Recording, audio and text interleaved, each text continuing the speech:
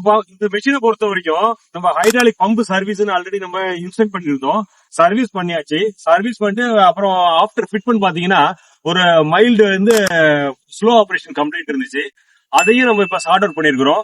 நம்ம போர் அட்ராஸ பொறுத்த வரைக்கும் சர்வீஸ் மட்டுமே ஒரு முக்கியமான விஷயம் கிடையாது. சர்வீஸ்க்கு அப்புறம் ஆஃப்டர் போஸ்ட் சர்வீஸ் பாருங்க, அதுதான் முக்கியம்.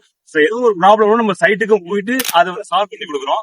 இப்ப சால்வ் பண்ணியாச்சு. கிட்டத்தட்ட 2-3 நாள் ஆச்சு. இருந்தாலும் ப்ராப்ளத்தை கம்ப்ளீட்டா சால்வ் பண்ணியாச்சு. இப்ப நல்ல ஸ்பீடா இருக்கு. வண்டி பழைய லோடு எடுக்குது. லெக்கிங் கம்ப்ளீட் எதுவுமே இல்ல.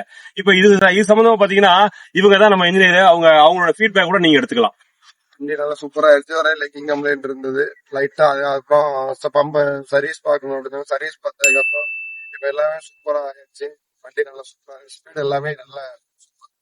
இந்த மாதிரி போஸ்ட் சர்வீஸ் ரொம்ப முக்கியமான விஷயங்க.